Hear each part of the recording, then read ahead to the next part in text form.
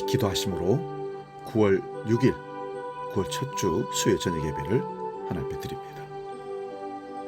은혜가 풍성하신 아버지 하나님, 8월을 은혜 가운데 보내게 하시고 가을을 열어젖히는 9월을 우리에게 주셔서 수요일 밤 3일 예배로 나아가며 하나님을 찬송하며 기도하며 하나님 주신 말씀을 상고하고 은혜를 나누기를 원합니다. 오늘도 성령이 충만케 역사하여 주시오 하늘의 기쁨과 감격에 넘치는 복된 수요일 밤 예배가 되게 할 수 있도록 주님 역사하여 주시옵소서. 오늘도 나라와 민족을 위해서, 한국 교회를 위해서, 열방 가운데 주의 복음 전하는 선교사들을 위해서 기도합니다. 주님, 어디서든 주의 역사를 나타내게 하시고 하나님의 역사가 세상을 섭리하고 이끈다는 사실을 인정받게 해 주시옵소서. 오늘 우리와 함께 하심을 믿고 이제는 사도신경으로 신앙 고백합니다. 나는 전능하신 아버지 하나님, 천지의 창조주를 믿습니다. 나는 그의 유일하신 아들 우리 주 예수 그리스도를 믿습니다. 그는 성령으로 잉태되어 동정녀 마리아에게서 나시고 본디오 빌라도에게 고난을 받아 십자가에 못 박혀 죽으시고 장사된 지 사흘 만에 죽은 자 가운데서 다시 살아나셨으며 하늘에 오르시어 전능하신 아버지 하나님 우편에 앉아 계시다가 거기로부터 살아있는 자와 죽은 자를 심판하러 오십니다. 나는 성령을 믿으며 거룩한 공교회와 성도의 교제와 죄를 용서받는 것과 몸의 부활과 영생을 믿습니다. 아멘.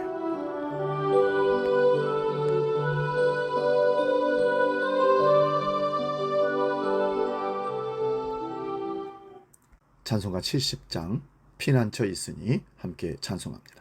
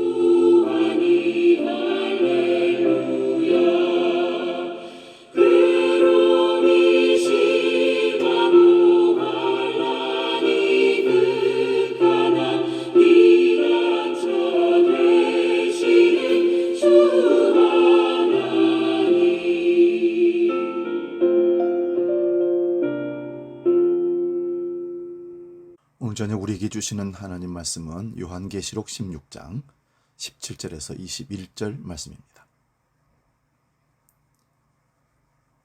이 말씀 묵독할 때 살아계신 주님의 음성을 들을 수 있기 바랍니다. 본문은 계속해서 지난주와 똑같습니다. 요한계시록 16장 17절에서 21절 지금 봉독합니다. 일곱째 천사가 그 대접을 공중에 쏟음에 큰 음성이 성전에서 보좌로부터 나서 이르되 되었다 하시니 번개와 음성들과 우레소리가 있고 또 큰 지진이 있어 얼마나 큰지 사람이 땅에 있어 온 이래로 이같이 큰 지진이 없었더라. 큰 성이 세 갈래로 갈라지고 만국의 성도들도 무너지니 큰 성 바벨론이 하나님 앞에 기억하신 바 되어 그의 맹렬한 진노의 포도주잔을 받음에 각 섬도 없어지고 산악도 간데 없더라. 또 무게가 한 달란트나 되는 큰 우박이 하늘로부터 사람들에게 내리매 사람들이 그 우박의 재앙 때문에 하나님을 비방하니 그 재앙이 심히 크미러라. 아멘. 오늘 봉독한 말씀으로 요한계시록 강의 60번째 일곱째 대접 이런 제목으로 말씀의 은혜를 나눕니다. 지난주에 17절을 중심으로 다 되었다는 말씀을 살펴보았습니다. 일곱째 대접을 공중에 쏟음에 일어날 바벨론의 멸망이 남아있는데 다 되었다라고 완료형으로 말씀하셨습니다. 그 이유는 십자가의 예수님께서 다 이루었다는 말씀과 같은 표현이기 때문입니다. 무엇을 다 이루신 것입니까? 예수님께서 십자가의 죽음으로 심판과 구원을 다 이루었다는 말씀입니다. 본문 17절을 다시 봅니다. 일곱째 대천사가 그 대접을 공중에 쏟음에 큰 음성이 성전에서 보좌로부터 나서 이르되 되었다 하시니 일곱째 천사가 일곱 대접을 공중에 쏟은 것은 공중 권세 잡은 자의 심판이라고 말씀을 드렸습니다. 공중 권세 잡은 자가 심판을 받으면 바다의 짐승도 땅의 짐승도 그를 따르는 자들도 다 심판을 받습니다. 이 심판은 십자가의 때에 용과 짐승과 거짓 선지자와 그를 따른 구약의 모든 불신자도 심판을 받은 것입니다. 그러나 구약에서 하나님의 택하심을 입은 자들은 하나님 말씀으로 그리스도의 증거를 가졌기에 이들을 십자가로 구원하십니다. 십자가는 구약의 심판과 구원을 다 이루셨기에 부활과 승천과 성령 보내심도 이 십자가에 다 이루심을 증거하게 합니다. 이 복음이 땅끝까지 다 증거되면 주님께서 다시 오셔서 이 역사를 마감하십니다. 본문 18절에서 21절을 봅니다. 번개와 음성들과 우레소리가 있고 또 큰 지진이 있어 얼마나 큰지 사람이 땅에 있어 온 오래 이래로 이같이 큰 지진이 없었더라. 큰 성이 세 갈래로 갈라지고 만국의 성도들도 무너지니 큰 성 바벨론이 하나님 앞에 기억하신 바 되어 그 맹렬한 진노의 포도주잔을 받음에 각 섬도 없어지고 산악도 간데 없더라. 또 무게가 한 달란트나 되는 큰 우박이 하늘로부터 사람들에게 내리매 사람들이 그 우박의 재앙 때문에 하나님을 비방하니 그 재앙이 심히 크미러라. 번개와 음성들과 우레소리와 지진은 구약에서 하나님께서 강림하실 때 일어나는 현상입니다. 그런데 본문에서 일어나는 이 지진은 사람이 이 땅에 있어 온 이래로 이 같은 큰 지진이 없었다고 합니다. 이 지진으로 큰 성이 세 갈래로 무너지니 큰 성 바벨론이 심판을 받고 각 섬과 산악도 간데 없습니다. 무게가 한 달란트 되는 큰 우박이 하늘로부터 내리니 사람들이 그 재앙으로 비방을 합니다. 이러한 일은 예수님의 십자가로 일어난 영적인 심판을 말합니다. 왜 십자가로 일어난 일입니까? 예수님이 하나님이신데 하나님이 십자가에서 강림하셔서 죽는 일보다 더 큰 환난이나 지진이 없습니다. 그러므로 전무후무한 일이 하나님의 십자가에 임하신 날입니다. 출애굽기 19장 16절에서 19절 말씀 봅니다. 셋째 날 아침에 우리와 번개와 빽빽한 구름이 산 위에 있고 나팔 소리가 매우 크게 들리니 진중에 있는 모든 백성이 다 떨더라. 모세가 하나님을 받으려고 백성을 거느리고 진에서 나오매 그들이 산기슭에 서 있는데 시내 산에 연기가 자욱하니 여호와께서 불 가운데서 거기 강림하심이라. 그 연기가 옹기 가마 연기같이 떠오르고 온 산이 크게 진동하며 나팔 소리가 점점 커질 때에 모세가 말한즉 하나님의 음성으로 대답하시더라. 여호와께서 시내산에 강림하실 때 오늘 본문의 번개, 우레, 지진, 음성이 다 나타납니다. 여기서 번개, 우레, 지진이 나타나지만 하나님의 음성으로 대답하신다는 말씀을 기억해 두시기 바랍니다. 여호와 하나님께서 음성으로 말씀하시는데 그 음성이 우레소리처럼 들리니 두려워서 백성들은 더 들으면 다 죽을 것 같으니 모세가 대신 듣고 전하여 달라고 출애굽기 20장 19절에서 부탁을 합니다. 그래서 모세가 여호와의 말씀을 듣고 대신 전하니 자기 뜻에 맞지 않다고 모세를 죽이려고 한 일이 광야에서 한두 번이 아닙니다. 시내산에서 여호와의 강림하심도 하나님의 말씀을 주시기 위함입니다. 그런데 하나님의 말씀을 받아오는 40일 동안 이스라엘 백성들은 모세가 어찌 되었는지 모르니 그 형 아론에게 말하기를 우리를 위하여 우리를 인도할 신을 만들어내려고 부탁을 합니다. 우리를 위하여 만들어내는 신과 종교가 다 우상 숭배입니다. 내가 주체가 되어 나를 위한 종교나 신은 다 우상입니다. 그런 우상을 섬기는 이 일은 나의 탐심이기에 탐심이 우상 숭배라고 골로새 3장 5절에 말씀합니다. 출애굽기 20장 4절 5절을 봅니다. 너를 위하여 새긴 우상을 만들지 말고 또 위로 하늘에 있는 것이나 아래로 땅에 있는 것이나 땅 아래 물속에 있는 것에 어떤 형상도 만들지 말며 그것들에게 절하지 말며 그것들을 섬기지 말라. 나 네 하나님 여호와는 질투하는 하나님인즉 나를 미워하는 자의 죄를 갚되 아버지로부터 아들에게로 3, 4대까지 이르게 하려니와. 여기 보면 너를 위하여 새긴 우상입니다. 너를 위하여 새긴 우상은 모두가 다 우상입니다. 우리는 우리를 위해서 새긴 우상을 만듭니다. 우리를 위해서 세상에서 우상을 만듭니다. 이게 탐심입니다. 탐심은 우상 숭배입니다. 모세가 말씀을 받아 내려오다가 백성의 우상 숭배를 보고 그 말씀이 담긴 돌판을 깨뜨려 버립니다. 그 말씀이 깨어지지 않았다면 그 우상 숭배자들이 다 죽게 되는 것이 첫째와 둘째의 말씀입니다. 그런데 이 말씀이 깨어짐으로 살았다는 것은 하나님 말씀이 직접 전달되면 죄인은 다 죽는다는 겁니다. 그러므로 말씀이 육신이 되어 오셔서 죄인들을 대신하여 죽음으로 구원이 일어남을 이미 계시하고 계신 겁니다. 열왕기상 19장 11절 12절 말씀 봅니다. 여호와께서 이르시되 너는 가서 여호와 앞에서 산에 서라 하시더니 여호와께서 지나가시는데 여호와 앞에 크고 강한 바람이 산을 가르고 바위를 부수나 바람 가운데에 여호와께서 계시지 아니하시며 바람 후에 지진이 있으나 지진 가운데서도 여호와께서 계시지 아니하며 또 지진 후에 불이 있으나 불 가운데도 여호와께서 계시지 아니하시더니 불 후에 세미한 소리가 있는지라. 아멘. 엘리야 선지자가 갈멜산에서 불로 응답을 받아 우상 숭배자 850명을 죽였지만 아방의 아내 이세벨은 엘리야를 죽이겠다고 합니다. 엘리야가 광야로 도망갔을 때 하나님께서 엘리야에게 나타나셔서 말씀하십니다. 크고 강한 바람, 지진, 불이 지난 후에 세미한 음성으로 말씀하셨다고 합니다. 이 두 곳의 말씀을 본 이유는 하나님께서 어떻게 일하시는지 우리에게도 계시해주고 계시기 때문입니다. 우리는 불과 지진과 우리와 같은 엄청난 일로 하나님의 심판을 보여주기를 원합니다. 만약 하나님께서 그런 심판을 집행하신다면 그 심판 앞에 살아남을 자가 한 명도 없을 겁니다. 여호와의 거룩함 앞에 누가 감히 설 수 있겠습니까? 그러므로 시내산에 강림하신 하나님, 갈멜산에 불로 응답하신 하나님께서 모세와 엘리야에게 최종적으로 주시는 내용의 말씀입니다.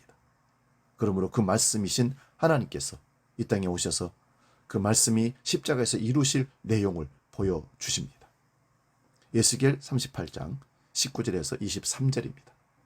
내가 질투와 맹렬한 노여움으로 말하였거니와 그날에 큰 지진이 이스라엘 땅에 일어나서 바다의 고기들과 공중의 새들과 들의 짐승들과 땅에 기는 모든 벌레와 지면에 있는 모든 사람이 내 앞에서 떨 것이며 모든 산이 무너지며 절벽이 떨어지며 모든 성벽이 땅에 무너지리라. 주 여호와의 말씀이니라. 내가 내 모든 산 중에서 그를 칠 칼을 부르리니 각 사람이 칼로 그 형제를 칠 것이며 내가 또 전염병과 피로 그를 심판하며 쏟아지는 폭우와 큰 우박덩이와 불과 유황으로 그와 그 모든 무리와 그와 함께 있는 많은 백성에게 비를 내리듯 하리라. 이같이 내가 여러 나라의 눈에 내 위대함과 내 거룩함을 나타내어 나를 알게 하리니 내가 여호와인 줄을 그들이 알리라. 에스겔 선지자는 바벨론 포로에 잡혀가 있는 중에 하나님의 계시를 받습니다. 에스겔 38장과 39장은 곡과 마곡에 대한 내용입니다. 곡과 마곡이 심판을 받으려면 이스라엘 백성들이 바벨론에서 돌아와야 합니다. 그리고 곡과 마곡이 이스라엘을 공격해야 합니다. 그때 여호와께서 곡과 마곡을 심판하신다는 겁니다. 이 심판에서도 지진과 불과 유황과 큰 우박이 나타납니다. 그러므로 이러한 재앙도 십자가로 나타나는 여호와의 날에 관한 예언이라는 말씀입니다. 곡과 마곡의 심판도 십자가로 일어난 심판이며 이러한 심판 이후에 새로운 성전이 나타남을 에스겔 40장 이후에 말씀합니다.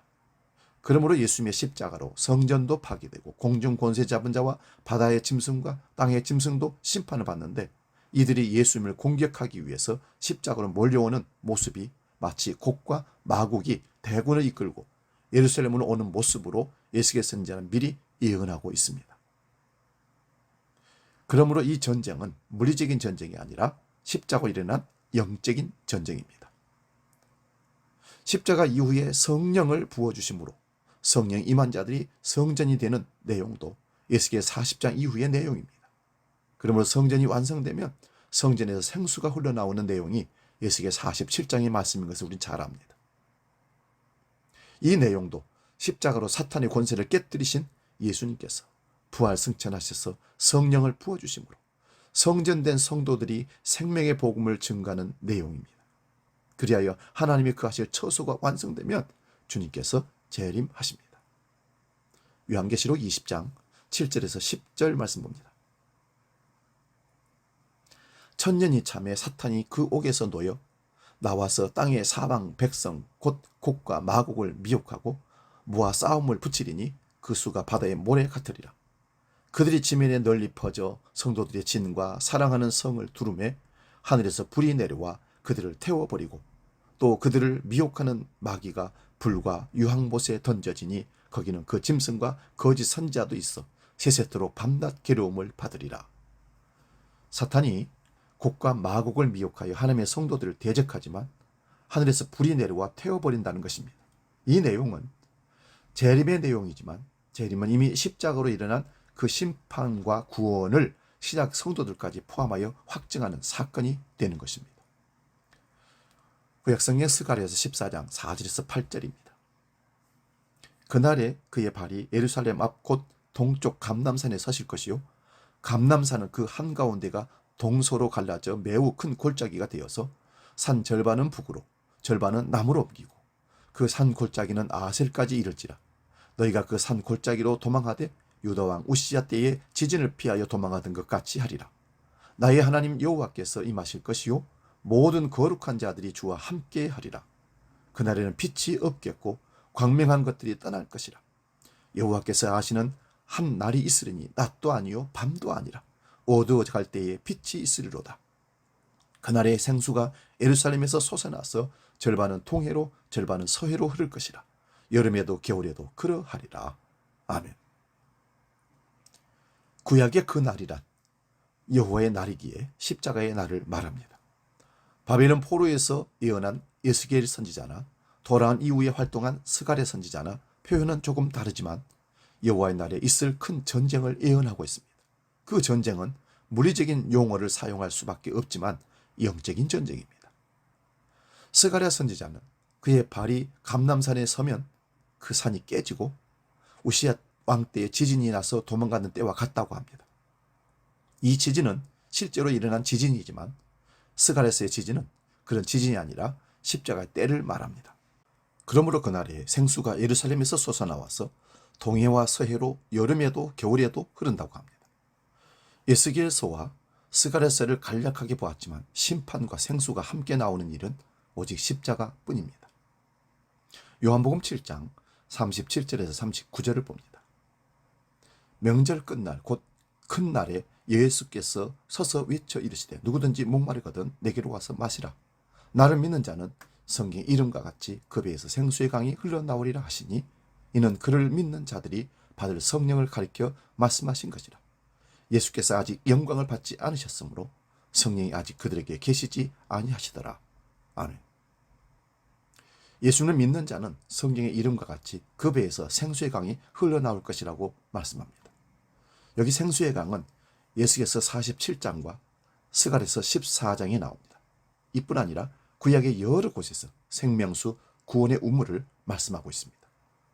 그러므로 요한복음 7장의 이 말씀도 예수님께서 십자가를 지신 후에 부활 승천하셔서 성령을 보내신다는 말씀입니다.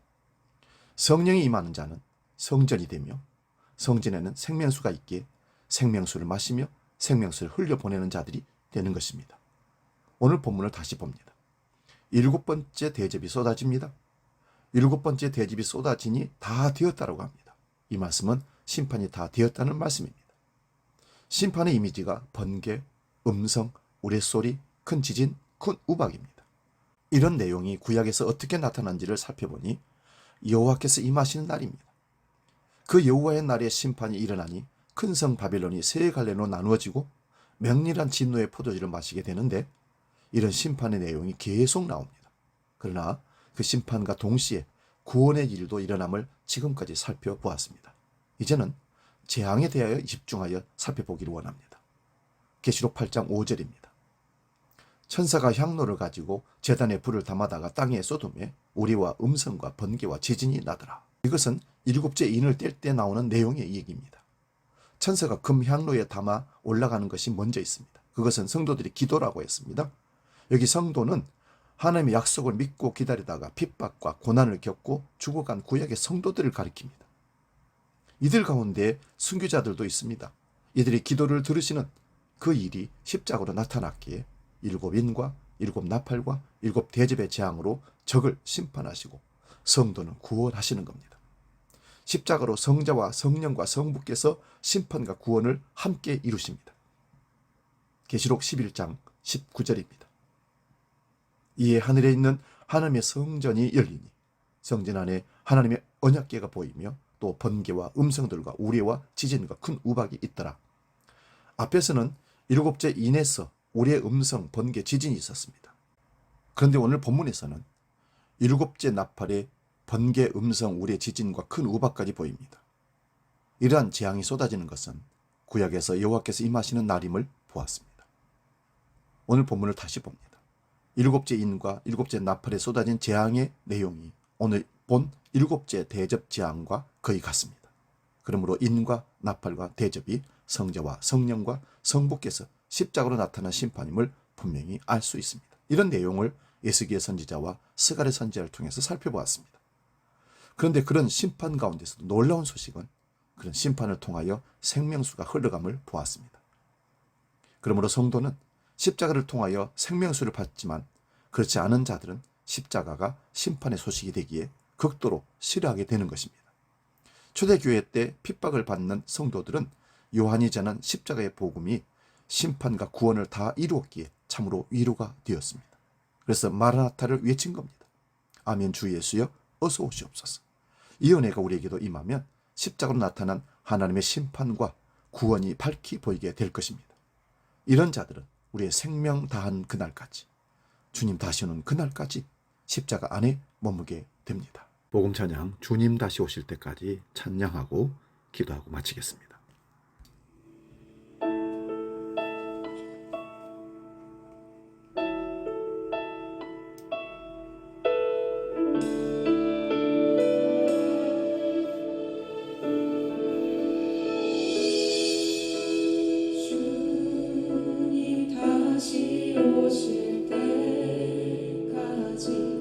나는 이 길을 가리라.